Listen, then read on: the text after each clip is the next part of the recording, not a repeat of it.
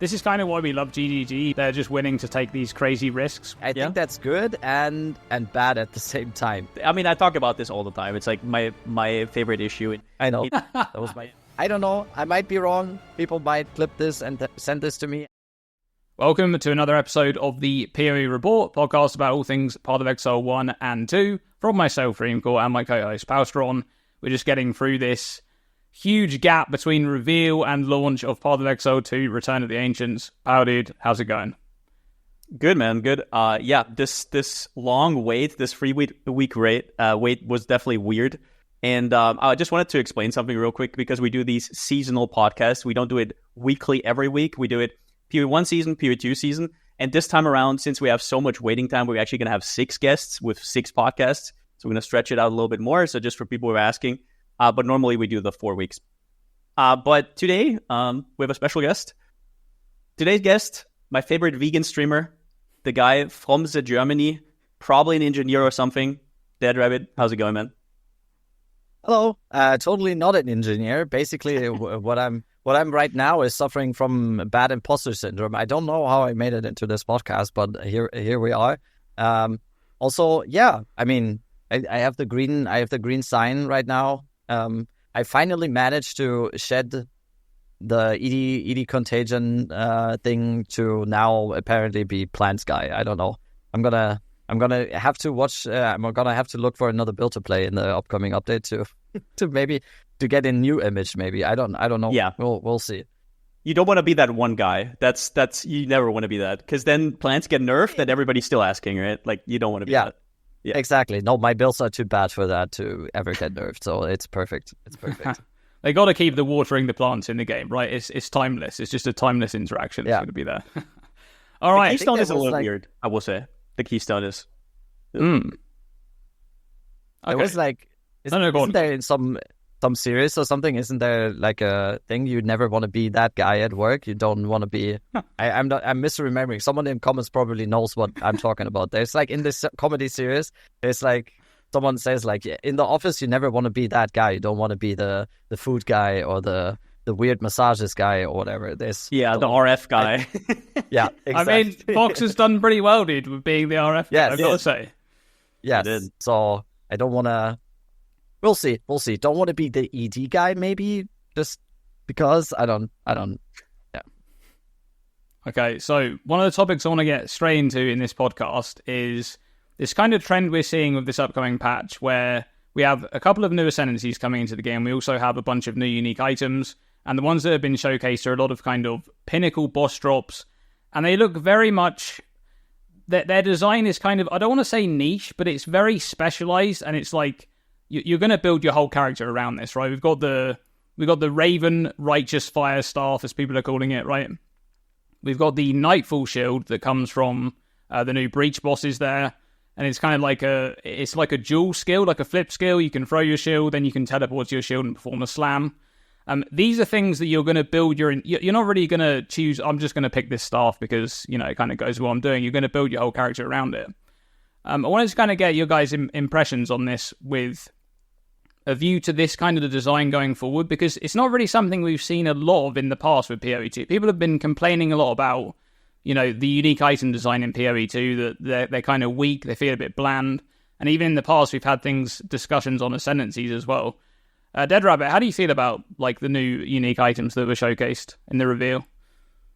I kind of think it's great that they are going into this path to have like actual build-defining uniques, because we are really lacking that. I think they've tried before with some of the unique that we already have in PoE 2, that they definitely tried to have build-defining stuff, but they mostly ended up to be not really endgame viable. There's some stuff that you can use like earlier on, but most of the time, I don't think there's many. I asked this question to my chat the other day, like, what is there a unique in the game right now that has a built-in specific skill to that unique that is really used? And I think the only ones were really Scattering Calamity, that has gotten like pretty popular over the past couple of months or weeks. And I think Choir could be an example of, is that even a built-in skill? I don't know. So I think it's a good idea in theory. I'm just worried once again about the viability.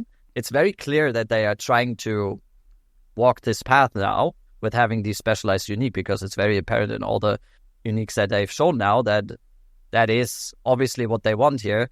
One thing I would notice about all of them, none of them have any plus skill levels on them, which is already something that is extremely, extremely bad. If any endgame unique or any unique that wants to be endgame viable doesn't have skill levels on them, gonna be rough. Even though they said they are adjusting it, I'm questioning the viability still. I need to see it in game. I've seen people say this is broken. I've seen Lance say, Goth RF is not really my thing. So I don't know yet. I don't know. I have to see it in game, I think. I think that it's really hard to balance these uniques because it's the only source of them. So if they become OP, you're now forced into that unique. And that unique might, for example, inform you about, now I have to be shields. Or now I have to sacrifice my body armor, so I'm going to be squishy. So it's weird to make them too strong. But my biggest problem with them right now is the way they scale their level. They don't scale with your character. They have a fixed level of their skill. And if it's not level 20, for example, you have a 5 link. Now, how do you balance that, for example, right? Like because most people will not have a level 20. So you're going to have a 5 link for a while. You're going to have a level 18, level 19 for a while. And then on top of that, you have these weird situations, like I always call it the life sprig situation, right? Where you have these leveling items that are clearly meant for leveling that only drop as level 18, and then they have level requirement, I think 80 or something. So you can't even find them for leveling on your twink, on your second character. So I think it would be really good if they made it level with the character. I don't know if there's like a back-end problem there with letting it level with your character. But that would be great. I feel like it's weird, especially if you buy a level 19 and you can't use your skill before level 84. That's crazy, right? I actually thought about this quite a bit, the whole skill level tied to the item. And obviously they kind of went back to this in, I think it was 0.3, where they made it so bosses, 84 bosses, things like that would have like a more likely chance to drop those 6 link level 20 skills actually on the items. Would it make sense for them to just tie it in with the whole uncut gem system? So you basically, let's say you drop the Raven Staff, and it drops a level appropriate for where they would want that build to begin. Let's say it's right around the end of the campaign, sort of 65 to 70 in that region. And then you can upgrade the skill yourself using your uncut gems, right? So you would just do it exactly as you would with uncut gems. You get an upgrade. That will change the item directly, is what you're saying? It will change the item directly. You can change it lower again if you want to as well, right? You can adjust. That would be cool, yeah. That would be really cool, because then you could always go back and do another character if you wanted to or something like that. But that way it would also feed into the economy of gems, right? And it would make it so that those builds are not it feels like they're a bit detached at the moment. Mm-hmm. One thing I did notice, by the way, I don't know if I only noticed this recently. I even made a video on this shield and didn't notice it, right? The Nightfall shield, in the reveal footage there, the shield doesn't have a gem level on the item stat. It just says grant skill Soaring Midnight. It doesn't say grant skill level 19 Soaring Midnight or level 20. Then when they showed the tooltip, it was level 20. So I'm thinking, does that always grant a level 20? Because if you think about it, this is how it works in PoE 1. In PoE 1, you just get... it does tell you what the level is, but some of those item-based skills are just... There aren't other levels. You can only get the one, right? Like aspect skills, for example, is a good example of that. You just get the one type of skill. I mean, now they made an upgraded version as well, but I wonder if that's going to be a pinnacle boss drop that comes from the upgraded version of the Breach bosses, not the Quest one, the secondary ones, and it always drops with that skill, which is always level 20. That might be a way to fix it, yeah. Straight up. Or they already addressed it. I think it could also just make much more sense because, especially when you want to start using the RF staff as an example, for example, it's level 17, I think if the ability is level 17, it's level 74. And then you get this one. If you want to play this ability or you want to play the Goth RF at level 74, you use that then. Then, once you get level 84 and you want to use the level 19 version, then you have to get a new staff. I think that's to me, that's kind of counterintuitive. I think it would make much more sense in my mind that you progress with your staff, like Pal was saying as well. you reach that level and then you upgrade it. That's kind of your idea, I think, Dreamcore, right? I think that's a much more elegant system than just like, oh, now I have to throw the staff away. That was apparently from Delirium, by the way, which is impossible to do at level 74, I think. I don't think anyone does highest level Delirium or whatever the level of Delirium is that you need to do, or Simulacrum that you need to do to get the staff. That's impossible at level 74. I think it's arguable that it's maybe impossible for some characters to do the highest level at level 90. So there's like a dissonance in logic there for me, in how you acquire the staff or how you acquire that weapon and then progress with it, because it's an ARPG. I would like to have the feeling of progression, not only on my character, but also on the items that I'm using there. So, yeah, I think like Dreamcore and what you were also saying, Pao, I think that could be a much more elegant way of dealing with that. And maybe it is kind of the way, but because the system that we have right now is kind of... Ugh.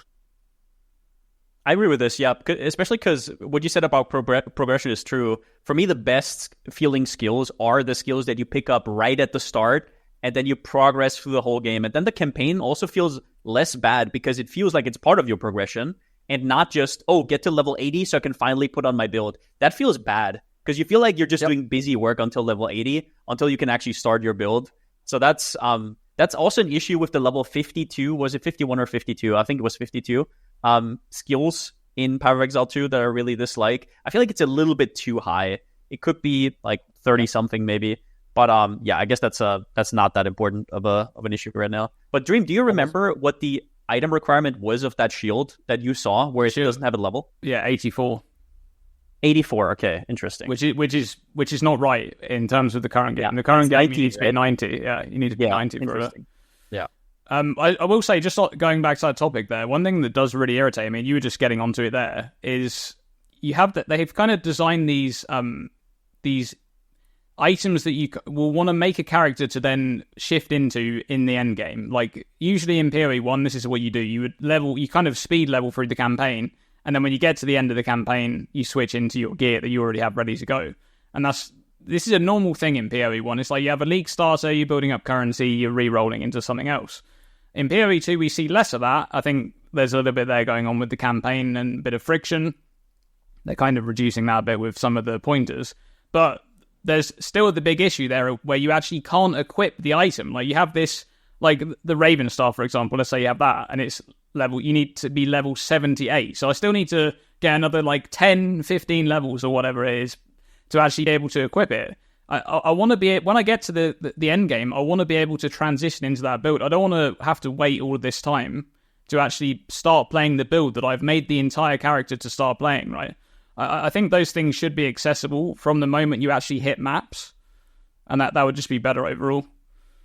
I had this exact situation because I was playing, I think it's Firebolt, right? The one that is intrinsic to one of the staves. And I had to prepare 7 different staves throughout my leveling, and I was one-shotting everything. Like, it felt great because that's your second character. I already put so much currency into it, but it was weird. It was like, oh, I guess I forgot to equip my new staff, and my inventory was just 7, like, just all the staves. Yeah, it's awkward. I think that the easiest solution would probably be what you said, Dreamcore, with just making it part of the uncut gems system. Yeah, that would be nice if they solved it like that. So I guess the other part of this is the Ascendancies. We've just been touching on the uniques there, but the Ascendancies are very much going the same direction there with the design of these ones. You can kind of look back at some of the Ascendancies from early access launch, and they almost look a bit bland in comparison. You know, these new ones are very, very much in depth, and once again, they feel like they're more. I don't want to use the word niche because it just doesn't really feel like it fits here. It's very specialized. Like the being able to tame a unique beast boss, for example, you're not going to be able to get there anywhere else. And once again, it's this kind of whole build around thing. If you were to compare that to some of the other Ascendancies that are in the game, you'd think, well, I do kind of feel like they've got so many Ascendancies to fill that they kind of need to do this a little bit. Like some need to be a bit more bland and generic, some need to be a bit more specialized. But Dead Rabbit, how do you feel about those new Ascendancies that were showcased with the new design going on there? I think Spirit Walker and Martial Artist is a perfect example of what you just said. I would describe the Spirit Walker as very niche and the Martial Artist kind of as very basic, but basic not really in a bad sense. That's why I feel very drawn towards the Martial Artist Ascendancy because it's so basic. I personally really like Ascendancies that are not really that niche, but offer something that is mostly solved through build variety at the end. That's why I really enjoyed why I really like the Oracle once they first showed us the Oracle Ascendancy nodes. I just thought, like, that's amazing. You just get crit on the one side. You just get, like, a flat defensive layer a little bit with the less lucky crits on you. And then you just get extra nodes where you can pick and choose from. That's perfect Ascendancy for me because I can basically play any build that I want on that Ascendancy. And that's why I really like the Martial Artist as well. I think having like bland or basic Ascendancy is not always a bad thing. I think it can be very interesting to certain people like me, for example, that then use the Ascendancy to make like maybe niche builds, but you have a very strong baseline that isn't already kind of specialized in the Ascendancy, and then you can still specialize after making the build. I do feel like I don't know, this might age terribly badly. Terribly badly. I think the Spirit Walker is gonna end up not being good. I don't know. I might be wrong. People might clip this and send this to me after the fact, but I don't know. It does not make sense to me. The companion nodes, I just checked out all the companion nodes today on PoE again, and the Huntress starting area, just like you will, first of all, you will never start with companions leveling the character. There's no way you level a Huntress with minions or companions. There's just no way. You're going twisters, you're going bow or grenades, and then you're kind of, at some point, you have to make the decision, okay, when do I transition into the companion stuff for now? So it just, to me, it just doesn't have, like, it doesn't make any sense. It's very cool. It's an amazing Ascendancy from the looks of it, but it doesn't, the Wild Speaker doesn't quite speak to me, I guess. I think that the companion part could be bait, right? But you always have the Twister to fall back on. Like, this Ascendancy is made for Twister. And Twister was already, I mean, it was a build since 0.1. It just seems like a lot of people just saw it right now. But nonetheless, this was made for Twister. And it's going to be at least good unless they absolutely destroy it in the patch notes. Who knows?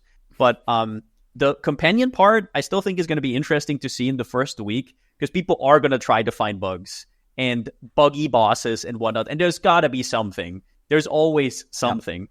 And once people find that, if they're on their Twisters, maybe they can swap over, or maybe if it's only bait, they can swap to Twisters. So either way, I don't think this is that big of a gamble as a League starter. But as you said, something like Martial Artist, you can just take, and there's probably 8 different skills you can play. The only thing I'm a little bit concerned about after looking into it is I love the idea of the bell that's on the back. I absolutely love the idea, but it looks so tiny. It has it has such a tiny radius. I'm just thinking about, for example, Whirling Assault or any monk skill that has really good AoE.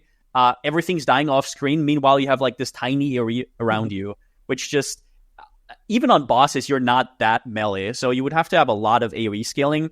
But in terms of power level, it looks really interesting. And it's also, we don't even have the last 4 nodes yet.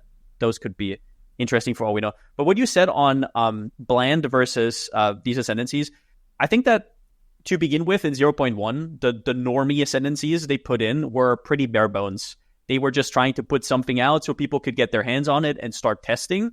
And we saw this last patch as well. You said Oracle. Oracle is, like, if you compare it to the other Ascendancies, so well done and so interesting. There's some nodes that are complete trash, obviously, but the idea and how flavorful it is. Shaman, for me, was the same thing. I league started Shaman.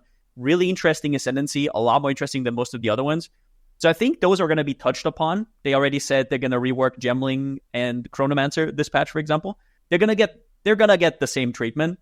But yeah, if you look back, a lot of the starter Ascendancy were definitely less exciting. I agree with that, yeah.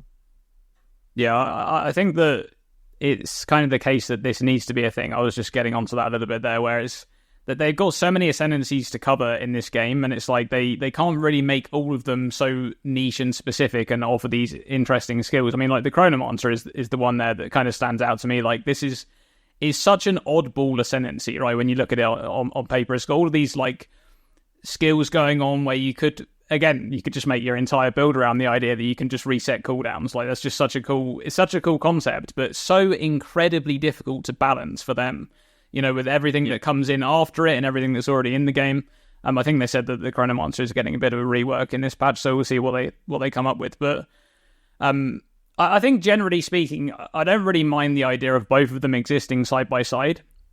Because like Dead Rabbit said there, you're going to have the more generic Ascendancies are the ones that kind of end up getting played a little bit more, and then they end up going into multiple different avenues. It's like you kind of find yourself at home on this one Ascendancy and feel like you can do a lot of different things on it. And in the case of things like the Spirit Walker, it's like, well, if the companion node ends up being really strong, which I think it could do, I think it's a balancing nightmare, by the way, but I think it could end up being really strong. And if it is, it's going to end up being the case that loads of builds are just going to be playing that in this league, because it's like it's the new thing and a bunch of people are going to end up playing that. But I don't really mind it too much. And I got to say that I do find it kind of interesting from a designing a build perspective, that you have these more kind of niche things that you can go into. Because, yeah, they can... There's also the whole power dynamic there, where it's like, if you create something that every Ascendancy can use and every build can access, like a skill, they have to be really mindful of what can actually use that. Everything can get their hands on it, so they need to be really tame with the power. If it's an Ascendancy skill, then you can kind of be a little bit more, generous there with the power scaling, because you can limit what other things can interact with it and stuff. So, yeah, I don't mind it too much. The problem is, though, if they make it too strong, now you feel forced into the Ascendancy, which is the other side of the coin, which is almost even worse. We've seen this with, they've made some god-awful Ascendancy skills before, like the Forge Weapon, right? That boom, boom, like the meme. What? You don't like that? But then there's also the Rain skill from Tactician. I think that they buffed by 200% more damage last patch. Like, they're completely off right now, and they're gonna have to get redesigned. It's really hard. You saw this with Poison Conch as well. When it was really good and it was bugged, you're forced into Pathfinder, and it's like very straightforward. You're playing a very basic build. So I don't know what I want. I would like them to be more supportive skills. I don't really like the idea of having a main skill on an Ascendancy, if that makes sense. That is an interesting take, actually. I hadn't really thought about it too much with that, because it does feel like actually, is there any other example of that on the Ascendancies we have right now? Like, let's just say you have Spirit Walker and people are going to be going like full companion spec, right? Like you could kind of consider it as your main skill, but it's not. I mean, you have one beast, right? But then you have all the other things as well. I don't think there's, like you said, most things are supportive, right? I think it's kind of overall in Path of Exile 2, I think what is definitely the case is that all the power is most likely not coming from the tree, and that includes, for me that also includes Ascendancies. Yes, Ascendancy is something to put like certain flavor on your build, kind of, or you go into a direction because the Ascendancy offers like specific nodes that others don't have that benefit your build in a specific way. But overall, I feel like especially in the hyper late end game, you could not even ascend, and your character is most likely still going to be fine. Is that good design, you think? I think that's good. I think that's good and bad at the same time, even though that's like a cop-out answer. But I think it's good in the way that you already said, you're not really feeling forced into any specific Ascendancy, because as long as your player power is at a specific level due to your gear or whatever it may be, you don't feel forced into always just playing Pathfinder or always just playing Blood Mage or whatever.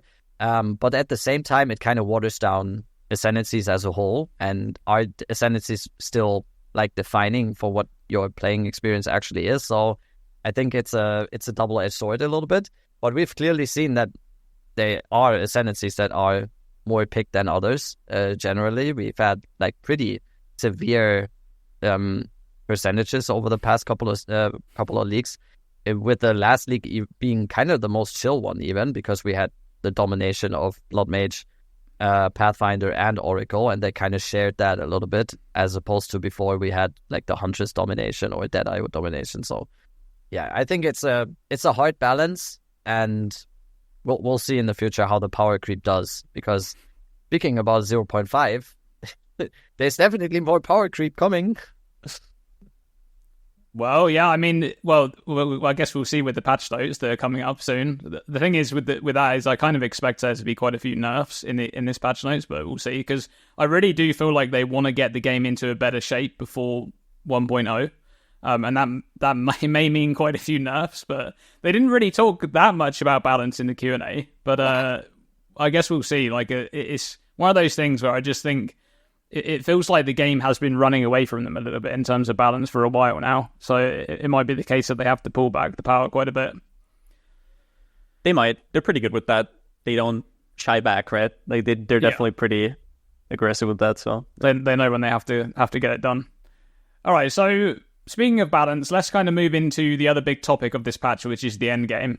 There is a huge amount of changes coming. That's the main thing going on in this patch. You know, lots of changes to the end game, lots of new introductions, and kind of packaging a lot of the league assets and things like that into their own specific quest lines. One of the things that Mark actually discussed in the Q&A, so this wasn't actually in the reveal, but in the Q&A, he talked about how areas that you open on the Atlas have these kind of slots, I think he called them, where you have like league slots for how many you can actually fit into a map. And he said there's 3 of them, right? So you have a space for 3 mechanics in each map. And basically you can use your tablets to influence what those mechanics are. In that case, you can basically use 3 tablets. Let's say you use, 2 Breach and 1 Abyss, or maybe you go for 3 Abyss tablets or 3 Delirium. And then no other mechanics will spawn in the map, only the ones that you put in there. And he said that obviously you can use like irradiated tablet as well if you wanted to wildcard those slots. Dead Rabbit, what do you feel about that? Them sort of making it so that you can kind of block things from appearing and specialize a bit. I think that's great for the players that don't want to specifically want to avoid like specific league mechanics or something. Yeah, but I personally don't really see the benefit in like blocking out specific league mechanics, because on the one hand, it was always kind of nice to once in a while have an expedition just to get that expedition tablet in your inventory, or to get that random logbook or whatever. I don't really know why you wouldn't mix in, if you're like just strictly speaking from currency game perspective, or like Drake League or even SSF perspectives. It's like, why would you ever just go for one league mechanic, as long as there's no specific bonus to absolutely spec into just one league mechanic? Let's say you have like 3 Breach tablets or something, and then you get a bonus for doing just Breach or whatever it may be. Because you kind of always want as many league mechanics as you can into a map, because that's just something that is going to be an inherent bonus to what you're doing during that time, because you are doing the map anyway. It doesn't really hurt to have like Abyss cracks additionally on the map. So I get it from a theoretical standpoint that they want people to be able to specialize a little bit more, but I don't know why you would specialize or just hone in on one specific one, because it doesn't really make sense to me when it comes to just straight up currency gain, and especially SSF, because people that play SSF definitely want the Breach stuff. They want also Abyss. They want also Ritual, because they want an Omen or something. So you do want to mix and match. So I'm interested to see how it will actually function in the game, because I already kind of think there's got to be a lot of different stuff to do, and sometimes it might even feel a little bit overwhelming to, oh God, I have to do Ritual now. I kind of need an Omen. I need to do Abyss now. I need to do Abyss crafting. So gonna have to wait and see how that will actually look in the game once we get there. I think the idea is to be able to stack tablet modifiers, and then if you have 3 Breach tablets, most likely your breaches are going to be so juiced that it's not even worth doing the rest, because you could just do the next map with another big bridge. That's the idea, I guess. And the other idea is like to kind of just, for me personally, I like being just in one lane. I don't want to do everything all the time, because when you're playing, let's say you have a long gaming session, you get really efficient at one thing. It's kind of like second nature. You don't really have that if you do, I guess there's a ritual here, let me do that real quick. Oh, there's an expedition there. At least I don't really get into the zone, so I really like it that way. But I don't know why they like hung on to that point so much, because can't you just run by that breach if you don't want to do it? Or can you just... Exactly. That's what I do. So I don't understand why they said that. I'm actually wondering if, and I don't think they talked about this, So with mechanics where you can only have one spawn, for example, a Daily Mirror, will 3 tablets, other than the tablet modifiers, have some kind of other influence? Will it maybe juice up that one Daily Mirror? That might be what they did, because then paying off the losing all the other mechanics is like a good payoff in that case. Maybe that's what they wanted to do, and they just didn't really talk about it yet, or maybe that's coming at some point. Who knows?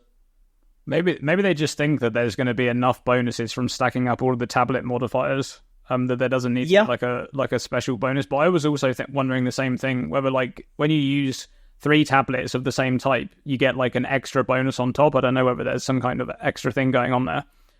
One of the things that I found kind of interesting with this is in the Q&A, it kind of felt a bit like they were discussing this as a way to like block things from appearing. But I kind of saw it more from the opposite direction of like, this is more like a limiter on how juicy your maps are going to be. Because in PoE 2, you don't really want to block mechanics because you just have all of the league trees, right? Like you can unlock all of them and have all of them juiced up. So what I'm saying there is in PoE 1, you have like a strategy where you're invested into 1 or 2 mechanics, and to be honest with you, if the other things don't spawn, or you can block them, right? Or if the other things don't spawn, if they do spawn there, like let's say a blight spawns and you're not invested into it, you're not running that blight because it's completely useless. So in PoE 2, it's the case that if you've unlocked your trees and you've actually got your points in it, they're going to be fairly juiced. Not big time, because you still haven't got a lot of the extra stuff there from tablets and things like that. But you would probably still run it because you have some of the nodes from the tree there, like the league trees. And I think that this is more a case of them like limiting how juicy maps are going to be, and maybe trying to focus in on what people are going to prioritize and farm, which I think will help the trade league economy a little bit, by the way, because it'll be the case that like a lot of people will want to farm, let's say a bunch of people want to farm Abyss because it feels like at the moment Abyss is like the favorite mechanic if you were to just compare them all. Maybe it's the case that people were not really a huge fan of Ritual, and Ritual Omens are going up a lot in price. And, well, the people are never seeing Rituals in their map because they're only running, 3 Abyss tablets, right? So the people who are running Rituals they're going to be profiting quite a bit off of the fact that there's not many people farming that mechanic. So that's kind of how I felt that's going to interact. I see it less of a blocking, like you're not blocking mechanics. You're just not getting them anymore, is the way I see it. I just wonder how many people actually go out of the way to buy tablets, like exactly the tablets that you want, because you can't craft them. Like you can't really target craft them. You kind of just throw orbs on and you see what happens. But I personally, even when I'm in like efficient mode, I usually just use my self-found ones. And if they're not perfect, they are imperfect. But I wonder for people who do buy those perfect tablets and they stack 3 of them, if this is going to be a big change in some situations. But we'll have to see. Like I said, blocking, is that really... Yeah, I don't know. We'll see. Yeah, it sounded weird when like the phrasing just sounded weird to me, like Dreamcore is saying as well. It's like I don't think that was a thing before. It might just be like I might be reading too much into it, or we might be reading too much into it, and he just used that word, but I don't know. And the whole tablet thing that Palstron was just saying, that's kind of, at least in my experience, and people can correct me if they want to, but in my experience for my stream and everything that I've seen, I'm a complete cell-phone person when it comes to tablets so far as well, even in Trade League. I don't really buy tablets, and I've always felt like the whole tablet buying stuff and having like the actual perfect 3 tablets was more of a like late-stage capitalism situation most of the time, when people were like 3 months into the league and then they are doing like, oh, I'm doing the perfect setup, whatever. I know Farmer is doing that a lot, and I just most of the time didn't do it. I do like to be efficient, but I'm not gonna scrunch around because of 2% effectiveness on my map or not. I just want to go my efficiency. Most of the time I reason myself, or I think in the logic that I go fast and I town is lava, and that's my strategy most of the time. So agreed. Yeah, so speaking of farming strategies, one of the other things that's changing in this patch is we got the new core quest line of the fortress, and within the fortress there's going to be zones that have like special modifiers on that map. And I think they said that there's not going to be like duplicate, there's just going to be like one of each. So basically like examples of special modifiers that you can find outside of the fortress when you're exploring the Atlas. But in there is going to be some really juicy nodes. For example, things like Monstrous Treasure, which, changes all the inhabitants of the map and places them in strong boxes. There's another one there where Asmeri spirits get released on death, so you can kind of accumulate them and they just, go crazy. I kind of wanted to do a bit of discussion here on the idea of farming the fortress zones versus kind of rushing out of the fortress and doing there's like an autocomplete there where you kill the boss and then you can select a quadrant of the fortress to auto-complete the zones that are remaining in there, and you obviously get the Atlas points there as well. Dead Rabbit, how do you feel about that, the whole kind of mechanic of auto-completing the fortress, and do you think there's going to be a method there of, sticking around in the fortress to farm those if they're going to be juicy? I asked this exact question to my chat once we did the deep dive of the announcement stream and everything, and I have the same question, because on the one hand you would think that those special zones that you get in the fortress, you wanna all do them, because like you said, there are some very, very juicy nodes there that could make maps extremely, extremely good when it comes to farming strategies or whatever you do with your maps.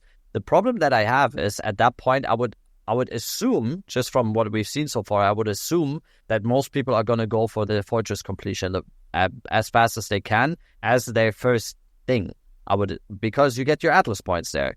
And with the Atlas being just complete in this completionist sense now, where you just, the more you play and the more you do, the more points you get and the better your Atlas tree gets. And if you go onto the ancient section in the PoE 2 site and everything that we've seen so far, it's just bonuses. You just stack bonuses. Yes, there are some choices, and like Jonathan said, there's these choices that you can do, whether you want your play experience to be harder and more loot, or less hard and less loot, or more fun, or whatever, basically the shrine notes that we have right now.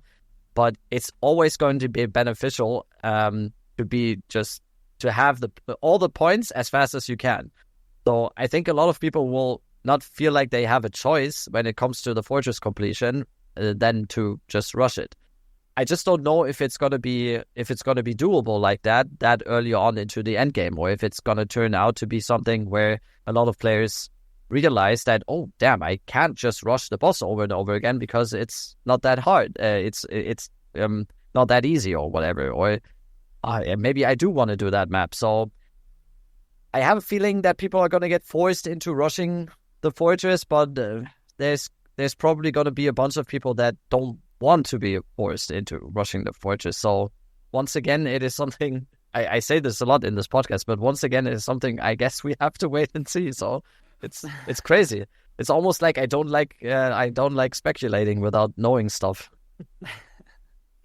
Yeah, I mean, knowing people, I would say it's probably just going to be a completed ASAP. And we had this discussion last week with DM as well, where, I mean, I think we can all agree that these zones are also going to be outside on the Atlas. Otherwise, It wouldn't really make any sense. So, for example, Monstrous Treasure, which is the one where all monsters are confined in strong boxes, I can see, this is what my best case scenario would be. There is a strategy that is just you rushing maps to find those niche things, and then have a strategy for each of them, and they're just huge payoffs. Like, for example, you have a strategy if you find a Wisp, you have a strategy if you find the Strongbox map, because now you can allocate all Atlas passive points, like we just said, so you don't have to respec your Atlas every single time. That would be fun, kind of like people who were fragment rushing. I already forgot the name of the fragments for Arbiter. Crisis. Citadel. Crisis. Just Citadel Rush, right? That Citadel was basically Citadel Rush. Kind of like that. So I would love to see that. You just jump around, and then every half an hour or so you get a Monstrous Treasure huge Strongbox map, and it's crazy loot explosions. That's, I think, the best case scenario for me. But either way, people are just going to rush the Atlas points, right? I think. Yeah. I think that's what's going to happen. But I do think that people, it does depend on what modifiers are going to appear inside the, we saw some examples there of some really good ones. I think people will probably look to see, can I get one of these maps? How close is it? Can I get there and farm that? Because it also depends on how rare some of these maps are going to be outside. How often are you going to stumble across Monstrous Treasure in the wild, right? Is it going to be 1 in 20 maps, 1 in 100? How rare is it going to be, right? So And we also don't know how many of those particularly like special modifiers they've actually applied to those random zones. So I think it will be the case that if you can reach it within the fortress in a reasonable amount of maps, you probably will go there and do it because it's just worth it. I think in a lot of cases, it does of course depend on how far you are already into your progression of the fortress and the Atlas passive tree, because if you're right at the start, then you don't have any of those nodes applying to your maps yet, and you probably don't really care Masters. The Masters as well, yeah. Masters is a big one, actually. I think that's gonna you just touched on that there about how having like a specific strategy for these maps when you actually find them. A lot of it does come down to those Masters actually getting a lot of juice out of, for example, the Asmeri spirits that that respawn after they or don't die, I guess. Having them be able to only affect unique monsters, for example, is a big one. If you kind of tie in with Rogue Exiles and maybe the bonus unique bosses spawning in your map. Was it unique or was it boss? I don't remember. I think it just said unique, I think. Oh, that's actually a lot better than interesting. Yeah. I thought it was boss. Because that's Hilda, right? And I think Hilda also has a node which has a small chance to replace a rare monster with a unique boss, and then an even smaller chance to replace like 3 rare monsters with even more unique bosses. So that's pretty cool. Yeah, it says unique monsters, and then the other one says a rare monster is replaced by a random map boss, and then addition it seems to be 2 separate things. So there's a lot of interesting specializations that are gonna come up here. I think what Pastor was saying is probably what's gonna end up happening. People are just gonna rush the fortress as much as they can because that's what PoE players are like, including me. I'm not taking myself out of that conversation. And then specialization is going to be key as it seems in this upcoming, whether it is like league mechanics, whether you specialize into Abyss, Breach, or whatever, but also the strategies revolving around like Asmeri Spirits maybe, or whatever it's going to be. I still think Asmeri Spirits and Rogue Exiles are probably going to fall flat a little bit unless there are massive changes to how they function on the baseline. But I think maybe we get the revelation of strong boxes now in PoE2 after we had them extremely strong already as a farming strategy in PoE1. So maybe it's the rise of strong boxes again now. Everyone likes to click boxes, I guess. Obviously. Maybe with the whole strong like boxes every game. The tablet thing that they were talking about, like maybe you can more easily get like Rogue Exiles interacting with the Abysses. I think that's such a cool thing that they did with that. Yeah. That would be really nice if that can be a bit more reliable there. It's nothing worse than like a Rogue Exile spawns and it's just like a bit too far away from the Abyss, doesn't interact. It feels bad. Yeah. Or they literally spawn onto it, or like tiny bit. I don't know. They lost like their footing or something. They are standing like they scoot off to the side, just like 2 centimeters off, and then it's not lich point. Most frustrating farming strategy of all time, because it seems so good when you see it on Red Valve stream, and then you just lie to when. So, we'll see. We were just discussing like rushing the fortress there. Dead Rabbit, how do you feel about a full Atlas tree spec? You can take all of the nodes. You don't have like a limited allocation of points there. You can take all the nodes, but you do have choice nodes. What are your thoughts on that? First of all, I definitely like it better than the Atlas system that we have right now. That's 100% sure. And overall, I think that's, to me, like just speaking from my completely subjective opinion here, I personally really like it. I think a lot of people, or maybe it will divide the community once again between the dad gamers and the sweats, or whatever you want to call them. But to me, as someone that plays this game quite a lot, actually, I always like completionist stuff in games like this. That's why I'm excited for challenge leagues as well. I just want more stuff to do. As simple as that sounds, I always like when there's stuff to do and I can sink my teeth into stuff that I have to figure out a little bit, or I'm trying to find the special tactic or special strategy to either farming currency or progressing my character or something.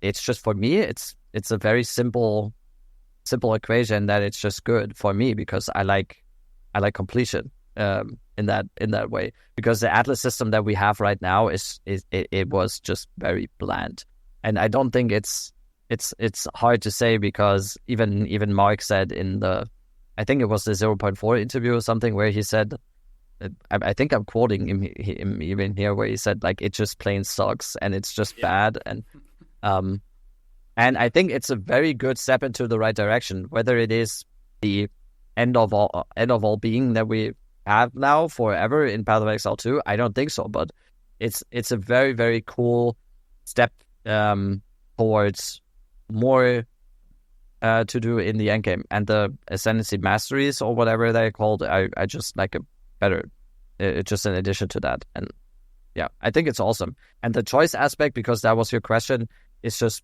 part of that. You can specialize a little bit. I think there will end up being a meta 2 weeks in or something. People are just gonna go onto Mobalytics and find the Fopgon Atlas strategy, and then they just inject it into their veins, and then it's like, this is the best. And then you don't pick that one node, and everyone's like, Fopgon is picking that node. Why? What are you doing even? Like, that's gonna happen eventually. But I think the 2 weeks before that, those are probably gonna be very fun. Yeah, I think the quest lines in general are great. Also, the side quests, like you said, Breach, Abyss, and whatnot. Just seeing the number go up, it just feels good, right? Like, yes, exactly. This is what I always hate about games that are infinite, where you have infinite scaling. There's never something to work towards. You just feel like you're perpetually on the treadmill and you never finished, right? Like, just seeing the finishing line motivates me, right? Like, filling that number up. That's also why to connect that. Yeah, to connect it to what we talked earlier, that's also why I think people are going to complete it ASAP. Like the Fortress, they're going to do all the quest lines. At least I know I'm going to. But there's also going to be people who are going to hyper-specialize. They're going to want to make the most currency as possible, as fast as possible. People do that in PoE 1 as well. And they are going to, let's say, for example, just finish like 3 or 4 areas in the Fortress, just enough to pick in all the points that are like, let's say, Breach-related. Then they're going to do only the Breach line quest. And then they just start farming because they love Breach. And that is fine as well, right? Like, this is, you don't have to do it, but just having it as an option I feel great. I think it just comes down to player agency. Overall, giving players agency is always a good thing. I don't think there's any argument against that. Player agency is just good. You can choose your stuff, and if you choose not to do something, that's completely fine. I just really like having the option to shape my own play experience a little bit. And I think a game like PoE 2, especially with the new endgame now, is just made for stuff like that. And give me even more. I really hope the only thing kind of missing inside this you can specialize mentality is to be able to somehow pick your layouts a little bit more targeted. Not perfectly, like not always run the same map, but have a little bit of agency there as well. Because some mechanics are just better in some maps than others. For example, Breach is the perfect example. If you find a Breach in an indoor map, you're like, I don't even need to do this. Like, let's just move on. So if you, for example, juice with tablets, do you now have to, in layouts where Breach sucks, put out your tablets, and because it's just not worth it because your tablets are too good, and then just not do the mechanics so you can travel to the next map where Breach is good? That just adds another phase of micromanaging that I just don't think is necessary. So I hope they give us in the future some kind of way to target certain layouts a little bit more, even if it's just a little bit, right? I think that's going to happen in this patch with the Atlas Master that lets you like re-roll the zone with a corrupted map. I think what's going to happen? People are going to, let's say they have a Breach strategy and they want like these open layouts, right? You know what's going to happen? They're going to get a bad layout. They're going to re-roll into an even worse layout. And it's just going to be terrible. It's going to be so bad. What I'd like to see in Augury Breach. Yeah. In regards to like the agency over layouts, I'd love to see some way to re-roll like a layout. It doesn't need to be that you actually choose your layout, but for example, a currency that says like re-rolls a layout for a specific biome. Like I don't know what it could be. Like you're in the desert biome and you can just click this map and you get another desert biome map at random, right? Maybe it can't choose the one that it already was. Something like that would just be really, really nice, because that one Atlas Master thing doesn't really, like, it provides a bit, you get a little bit there, but it's not all the way, and I don't think they have to go completely all the way, by the way, like it is in PoE 1, But I do think a little bit of agency, like you were saying there, would go a long way, and it would make that, because they're getting to the point now, we were just discussing it there, where it's like you actually feel like you can have a strategy going into a PoE2 league. It's like, okay, I'm going to do this, I'm going to do that, and I'm going to, complete this quest line, then I'm going to move on to farming this. Like, it feels like you can actually do that more so now. And having that agency over your layouts is going to be a really big factor, I think, to actually make the whole farming process just feel so much better. Because there's nothing worse than I'm farming ritual and I just get this horrible layout, and like my rituals are like in the corner of like a wall, right? Like it's not great, but yeah, I'd definitely like to see that more agency. I think they could also maybe block certain league mechanics just straight out spawn in specific maps, because no one wants to see Breach in Mire, or no one wants to see Ritual in. I mean, Ritual is kind of, as long as you have the circle, is kind of fine. But there's definitely examples of stuff that is. Sinkhole is, I think, a very bad offender in like Breach and Ritual both at the same time, and Abyss as well. Yeah. I think we talked about on our podcast. I think we talked about. I think Miso floated the idea of like a terraforming tablet or something, that you have to give up one tablet, but as a bonus, you get like you have like this tablet that you can basically terraform your area that is around the tower like that. I don't know. It like tells you what it terraforms into. It's like a random drop. Whether it is going to be like biomes, it's like a terraforming tablet that terraforms into a specific biome, or it has like a specific map pool. And then that could also have a trade aspect, for example.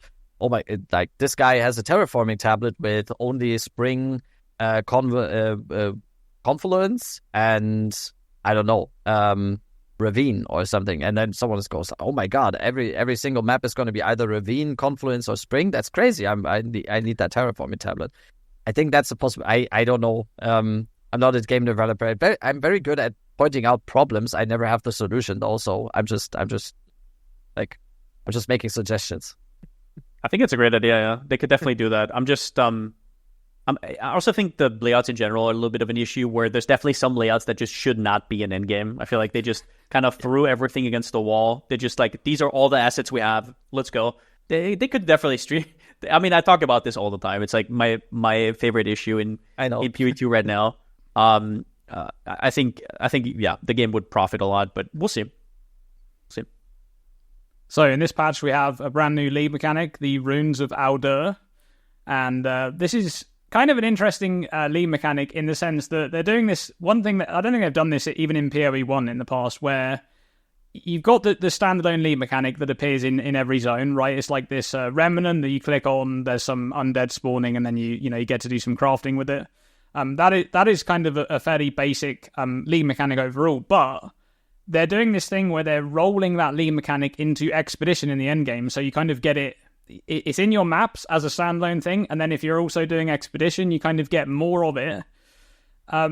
Dead Rabbit, how do you feel about this idea of kind of like rolling in a league mechanic into something else there? I have to say here that I don't really get what that entails, what it means in the end. So I would like maybe Paul is eager to explain. Yeah. So what happens is that during the campaign, you're going to find the normal, whatever they're called, the normal league mechanic, right? With the runes and everything. You saw that in the trailer. And then at some point, this is speculation. At this point, we don't know exactly. But if you have an expedition on your map, I assume that they mold in each other. And then, do you know PoE 1 expedition remnants? I don't think so, no. Any chance? Okay, so they are basically the same, and you're gonna have these different. The runes are now basically just explodables that give everything after it bonuses, and you're gonna have different one of them. So that's how I think it's going to happen. We haven't really seen it exactly. People are assuming, everybody knows something else about it, but they're going to melt into each other. But I assume, and we've seen this actually, we have seen very high-level normal league mechanics, that if there's no expedition in your map, it will just be the normal league mechanic. You're still going to get the normal league mechanic. So I don't know if it's even going to be relevant other than for people who are already farming expedition anyways. It might just be an indirect way to juice expedition and make it more rewarding. But the league mechanic will always be there, regardless. So it is definitely different from when we had just Abyss basically roll into Abyss in the end game. So there's going to be like an evolution. I kind of think that's overall just like hearing that, how you explain it, it seems like a good thing because it basically evolves the league mechanic a little bit into what we have in the campaign. And I really like this whole concept about having these like campaign mechanics that then give you specific rewards or something, and then it kind of seems like it's even better now because you can kind of pick and choose your own rewards, which is very, very good for a campaign. But as most people know, the campaign kind of ends after X amount of hours. I'm always very careful with saying how many hours people take for campaign because the numbers go like varies so much. But then how it looks in the end game is kind of what matters the most, I would assume, for most people. And that's why, in my opinion, Abyss was just such a home run, because Abyss was super easy to understand during the campaign, and then Abyss was exactly what it was in the campaign, just poured it into endgame, and it was just like, there you go. Nothing really to strategize, nothing really to understand about that. I'm worried a little bit about that for the expedition now, because it maybe seems like it's not going to be as intuitive as that was. And also, it's Expedition. I don't think Expedition is like the most favorite league mechanic of most players. So I'm a little bit worried how much it's actually going to be, or how amazing people are going to think it will be.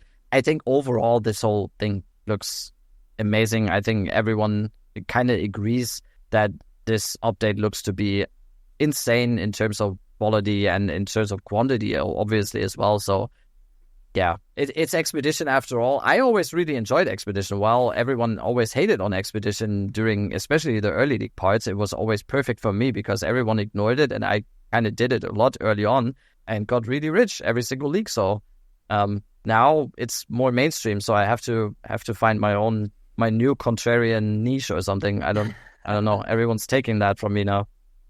What I really like, because you said that with campaign as well, what I really like about PoE 2 is they put a lot more effort into you wanting to do the league mechanic during campaign and it being rewarding. It's like, here you get your 4 link for free. Here you get your 5 link for free. Here you get a Regal Orb in Act 2 or Act 1.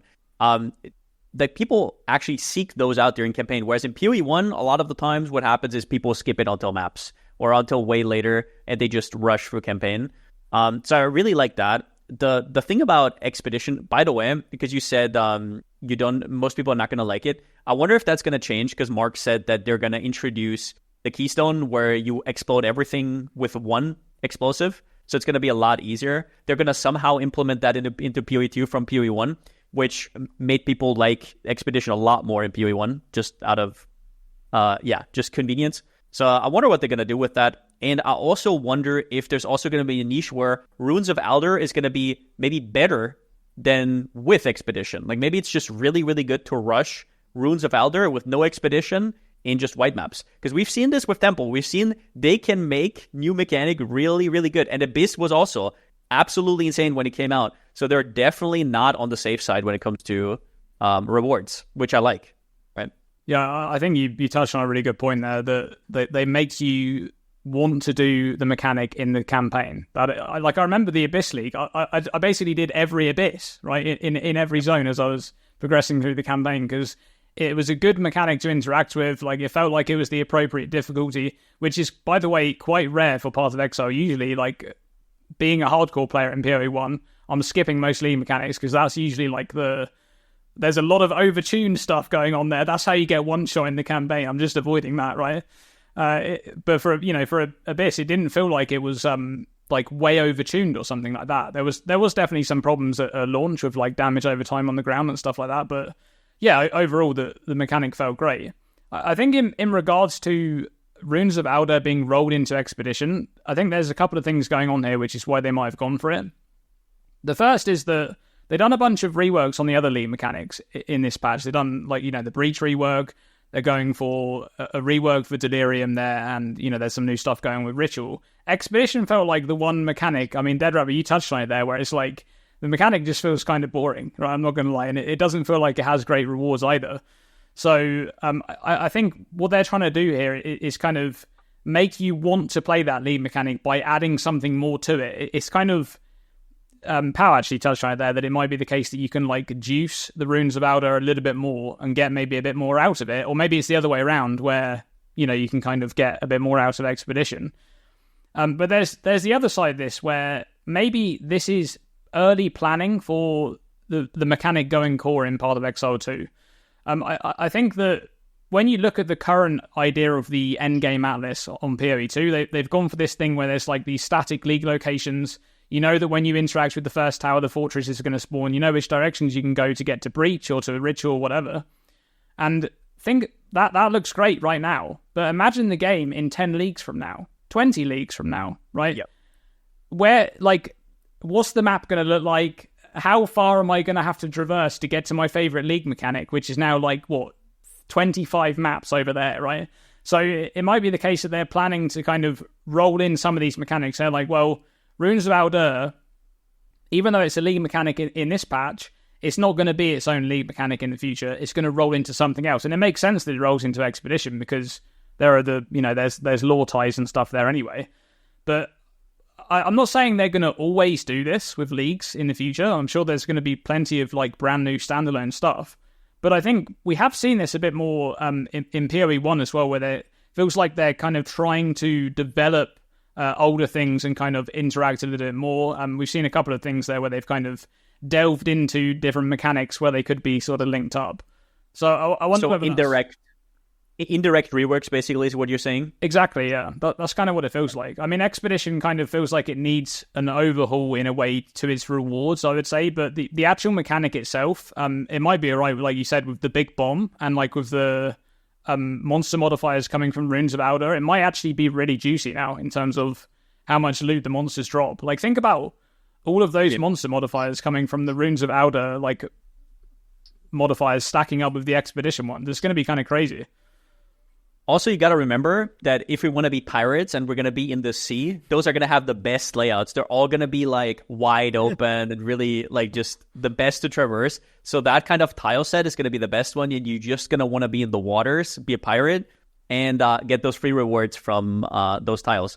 So that's what I'm hoping for. Anyways, I try to stay away from boats. Maybe most of your audience probably doesn't know, but there's a very funny clip of me dying in HCSSF in the boat on the exploding boat in Act 4. That was my first HCSSF run, and I made it to the boat, and there was a wand on the ground, and I picked it up. It's on my YouTube. It's a funny clip. People in my dad call me the captain and everything. It's a whole thing. They bully me.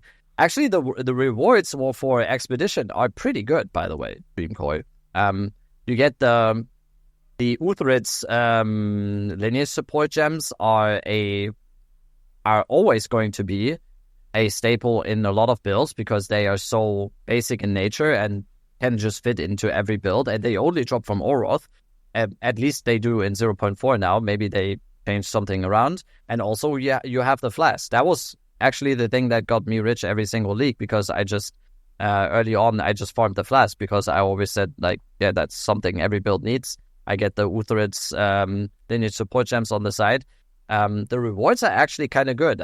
I think just from the feedback that I've gotten in my chat, most of the time it's just most people, as I understand it correctly, enjoy the mechanics that don't require a lot of brain power. And I don't mean this in like a way that I'm saying like everyone's stupid or something, but most people, especially in an ARPG, and that also goes for people that are not streamers or whatever, they like to just sit down, open the breach, kill the monsters, pick up loot, go out. They don't really want to look at the remnants and the remnant modifiers, or did I place a remnant now that it has lightning immune and now my whole expedition is bricked or whatever. So I think that was the biggest reason why most people didn't really enjoy the expedition mechanic. And also I think the Atlas node where you got the big bomb in expedition in PoE 2, that is most likely, I think that has like 100% pick rate. Because people just for the case that you had the random expedition in your breach farming session or whatever. There's an expedition. Okay, I just placed down the thing. I just exploded right away. I didn't even look at it. Just give it to me. So I think there is an opportunity there because it could be really cool. You meant like rewards as in... I meant like the rewards? tokens and Okay. the recombinator and stuff like Yeah, that. for sure. Yeah, the vendors, basically. Because the vendors, to begin with in PoE 1, the vendors were really interesting when they first got introduced. Like, ROG was actually very good.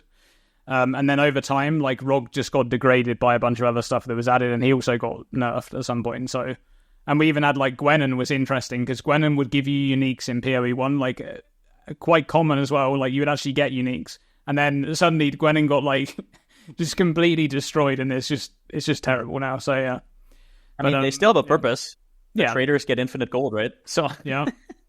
And also, we get a bunch of ROG and Gwennen lore now. I mean, I'm interested in lore all of a sudden now, so I'm interested to see what's happening there. It's like a whole soap opera. I'm ready. I'm completely ready for it. I'm going to read every single line of dialogue in 0.5. It's going to take me 32 hours to get to Act 4. I don't care.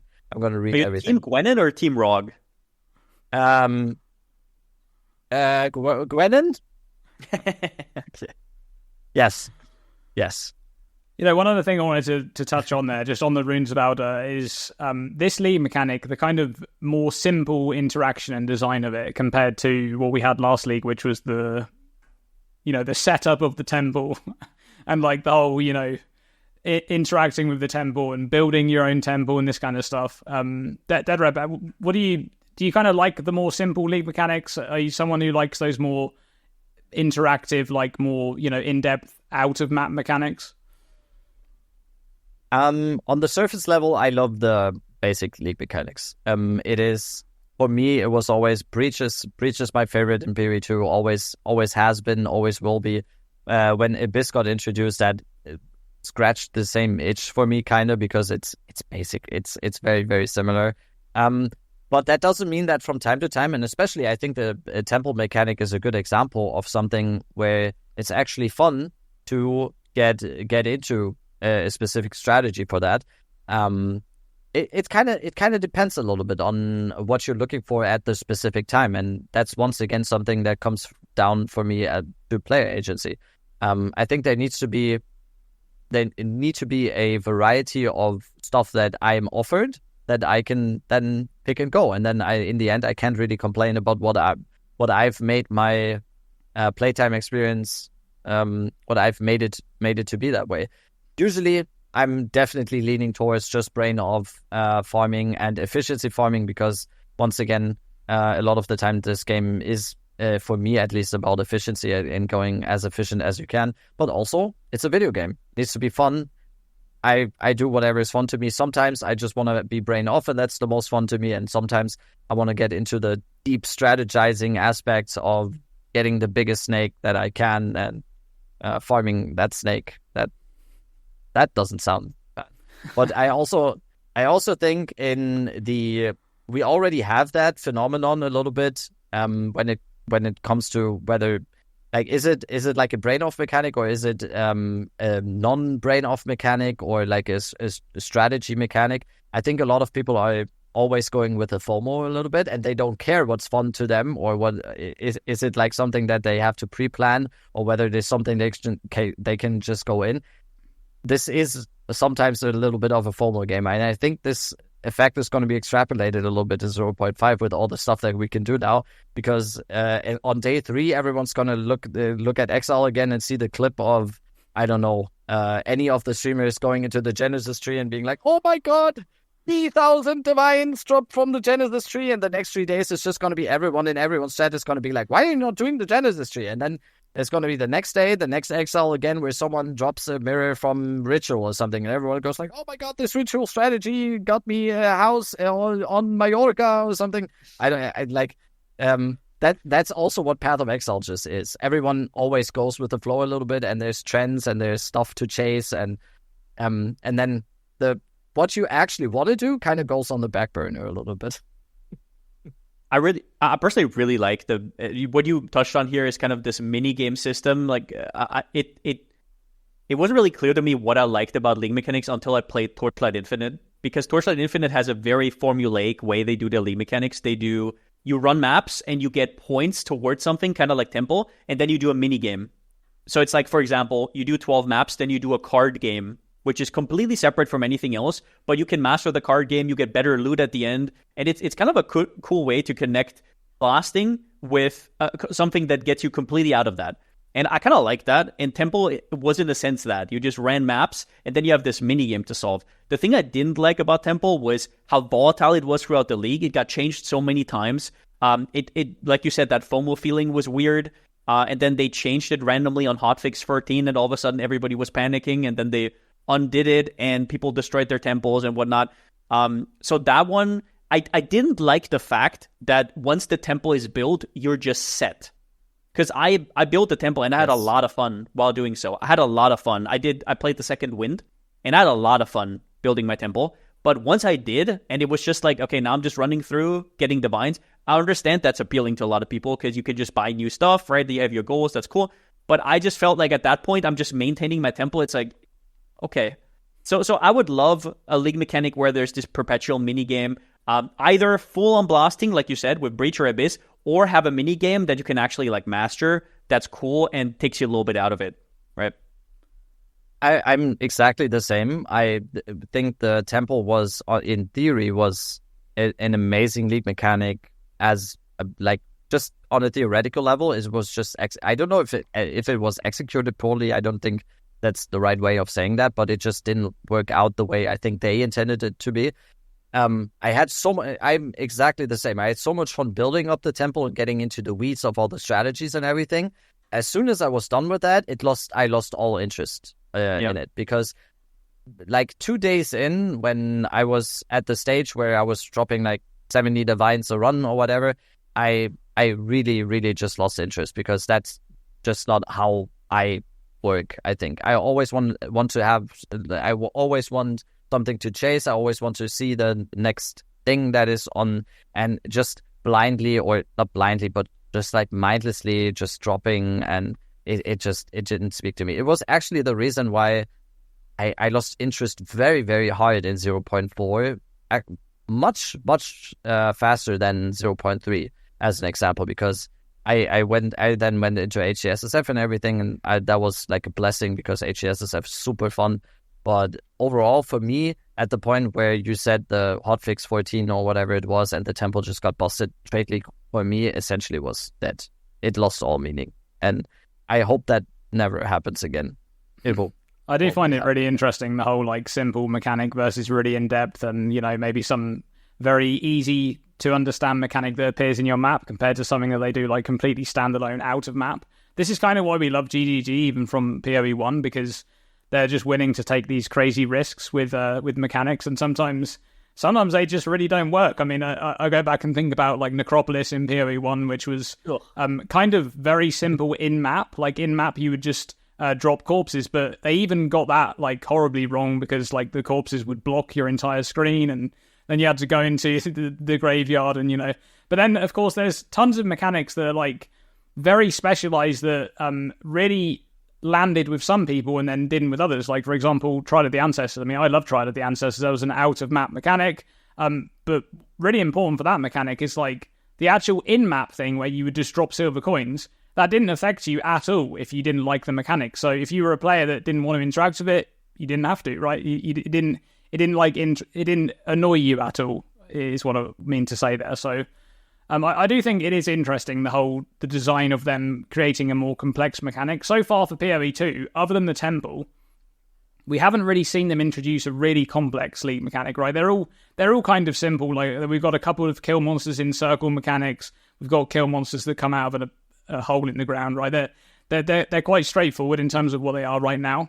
I wonder if they want to stay in that lane of like more simple league mechanics overall and kind of go in that direction for PoE 2. I do feel like, generally speaking, as time goes on, we're going to see those complex league mechanics, because they just begin to, at some point you're going to start running out of ideas, right? You have to, they're on this schedule, they just have to keep thinking of a new league mechanic. So interesting to kind of go back to what we talked about before, where you said if there's too many mechanics, the Atlas is going to be swamped, right? Like, there's going to be too many quest lines. That's how they could fix it. Just make it out of Atlas mechanics. So that's how they have it in PoE 1 as well, for example. And I think what you said about Toda is true. I also like these mini games. But I feel like Toda was almost there, but it did not have enough complexity. And I don't mean it has to have the right, it has to be easy, but also a little bit hard to learn, where you start out and you're like, oh, but then at some point you have the mastery. But in Toda, it felt like very bare bones. Like everybody was just doing the dodge build, and it's like it felt extremely bare bones. I feel like they could add another layer or two, and then it would feel good learning that mini game and then specializing in it. Kind of like Heist is similar in Path of Exile 1, just that it's different because it's your character's mastery. It's like the more movement speed you get, the more currency you're going to make. Kind of, or in a map, the more AoE you get, the better you're going to do at abysses, right? Like that's always like the mastery curve. That's kind of like a meta progression thing that makes you feel like you're getting somewhere, right? Absolutely, yeah. That's an interesting way to think about it, actually, with the Atlas going forward, like kind of having it so you can, you can basically pick what you see on the map. That is definitely something that I'd like to see them move more towards. I do think that the idea of them just having these objectives that you can visibly see and plan for it is really cool, though. So that's something that I'm looking forward to in this patch. All right, so let's begin to close out this pod. I want to kind of go around and get any ideas where you guys think you might want to start in 0.5. We don't have the patch notes yet, but have you got any ideas, Dead Rabbit? Let's start with you. I like slight ideas. I really, really despise, just for myself, I'm not judging anyone else. You can do it if you want to. I personally despise going for set in stone league starters before you have any inkling of patch notes. Even when the patch notes are there, I think it's very important to say as a creator sometimes, or like as a build maker or whatever. I still like to do the disclaimer that like, this might end up completely bad. I said this with plans. I have like slight ideas. I really think that martial artist looks very, very interesting, at least to me. I definitely want to at least strive to do some of the newer stuff that is in the game. There is some backup options. Even if you go hunches, for example, and go for the Spirit Walker thing, there's always the option to just go Ritualist if it just ends up sucking. My whole archetype of what I really like playing is always going to be casters, and if plans looks close to what it is right now, or even it's buffed a little bit, I have this like big copium take of them doing Wild Surge Incantation as baseline, because it's basically the definition of a band-aid fix on the passive tree. I know you're shaking your head already. You're not taking away my dreams, even though your name's Dreamcore. You're not doing that to me. It's most likely gonna happen, probably, hopefully, surely. Make it a support gem, plans right? is an option. It would make perfect sense as support gem, I feel like. Yes. I don't even know if it does. Why? I know it would make the build worse, right? Like, but they can't just make it baseline because they probably wanted to, where maybe duration matters at some point, right? Like, and that way they take the decision from you. So it would make sense as a support gem, and obviously then you lose the support gem, so it would be worse. You would have to buff it up a little bit. But it would make way more sense as a support gem than a keystone. Because as a keystone, the opportunity cost is like nothing. Everybody has to take it. It's like, come on. So that's the weird part. It never made sense to me. It made sense to me in that way that I think it was just a band-aid fix, that they kind of panicked because people were actually, and including my weird base, was like, yes, we are actually wanting to do plans, and they went like, oh shit, we have to buff, we have to do something now to make plans actually playable. So they introduced that. I just don't think it makes a lot of sense to have like, oh yeah, if you want to play this fire build, you have to pick this fire node in order to have flames. It doesn't. I think it was a good thing they added it though, because without it, I feel like plans would have felt short. Because plans for me, looking out from the outside, I played a little bit, but looking in from the outside, it felt like an exactly perfectly balanced build. It wasn't like Comet endgame craziness. A lot of people transitioned to other builds, but it was a very solid league starter that is easy to understand. And if they didn't put that keystone, I think it would have fallen apart. So yeah, I would go as far as saying plans is an S tier league starter. With Detonate Dead, you are not bound, like you are not heavily reliant on gear or anything. I don't want to ramble on too long because you wanted to close out. And especially on Abyssal Lich, you get the Sunder the Flash, or Sunder the Flash notable, where you basically get Detonate Dead before the mobs are even dead. So you're not gear dependent at all because all your damage scaling early on is based on monster life. It's an S tier league starter. I will say I don't think they'll don't do it. I don't think they'll roll the keystone into the skills baseline just because they want the whole like duration utility aspect of plants to be a thing. Like it kind of needs, it has to be a thing actually. Like it's not that it can't, like they want to. It literally has to be a thing. That was kind of the original design of plants. Was this whole like, you know, I'm watering my plants so this other thing gets like boosted up and stuff. So yeah, you're getting a support. Yeah, it could definitely be a support gem. I could see. I don't want to hear all of that. Okay, Pal, any ideas for you're going to start? I have ideas. I always have ideas. I usually make like 10 pauses or so before patch notes, and then I apply the patch notes to it. But before that, I can't really say much. I mean, I have ideas about grenades, obviously, as I talked about. I'm actually looking into Wyvern because I think it's really underrated. A lot of people have played it already, but out of the forms, I think it's probably the most underrated. And Martial Artist, I'm also looking at it, but without knowing the last 4 nodes, it's like impossible to say. Because I think a lot of their nodes are actually overrated. For example, the Rune one just seems kind of like, okay.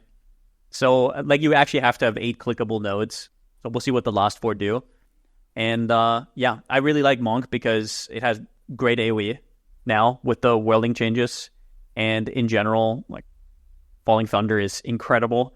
So Monk has insane endgame potential. It's in the energy shield region. So, yeah, that would be another part. But otherwise, wait for patch notes. See what happens. Just don't plan around Rend. I think Rend is going to get gutted, I feel like. Or at least the buff that comes from Rend. Yeah, for me, I think I just really like the look of the Nightfall shield. Like there's also a current build that just makes sense. Like you just go Titan shield wall, you're going to be able to transition into that shield quite easily. So it's something that I like the look of. I have a point on that though, because I was talking to Karn. I think he was saying that they are buffing shield or something, or somewhere he saw that they are buffing have more base armor, baseline armor.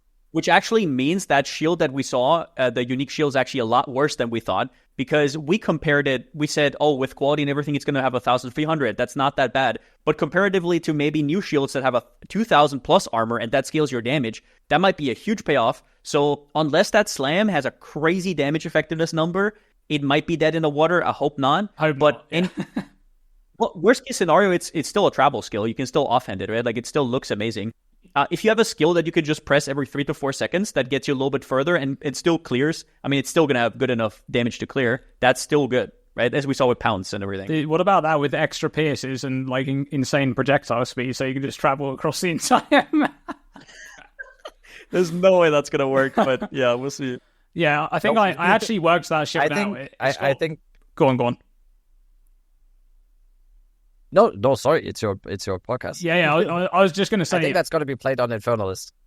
Yeah, I was just going to say, on that shield that the Power was talking about there, like the Nightfall that was shown, it's got, I worked it out actually, it's 41% more base armor on that shield. So that's compared to the current patch, which is a lot. They're going to destroy shield wall. They're going to But then I looked at there was another base that was shown in the reveal, which was a body armor, and that one only had, that was an armor ES body armor, and that only had, I think it was 18% more base defenses. Not energy shield, just armor. So which is I find that kind of interesting because Mark even said in the Q&A that armor energy shield is disproportionately just dying like all over the place. So you would have thought those bases was the armor energy shield. Was the armor energy shield one endgame? Because he did also say that he wants to kind of flatten it out towards endgame, where early on it gets more of a buff than later. So maybe that's what you saw there. That is true. Yeah, I think it was an endgame base because it was one of the ones that came from crafting that like special resource you got from killing the expedition boss or whatever it was, like the new pinnacle. Yeah. When Mark said that, he talked about the passive tree specifically also within that bundle where he talked about armor evasion nodes, hybrid nodes, and all armor energy shield. So maybe that's coming more in the form of you have to invest into it on the tree, but you're getting more payoff. So maybe that's going to come there. I am really interested to see what they do with that because the whole like life armor balance thing is just okay. Dead Rabbit, thanks so much for joining us on this episode of the PoE Report. If you're working on any content between now and reveal? Let people know what you're working on and where they can find you. Mostly I'm working on stalling right now. I'm really bad at like pulling content out of places that I haven't seen before because I don't know. I don't like speculation content. I mostly do content around like when I actually know what's happening. I just do build guides on specific times when we actually have stuff. So I didn't really do any YouTube content for the last 2 weeks, I think. But it's gonna come probably once the patch notes drop. I will theory craft a little bit. So it's on YouTube and Twitch. I stream Path of Exile 2 every day on Twitch. And I also have a podcast with 2 other people that is a weekly podcast that is called the Path to Exile podcast, where you were a guest on already, Dreamcore. So yeah, if they want to check that out. And yeah, if you want to hang in my stream, sometimes watch me do stupid stuff. That's... Yeah, man. Thanks for coming. It was a blast. Yeah, thanks for coming on. All right. That's it for this episode of the PoE Report. Thanks for watching. We are signing off.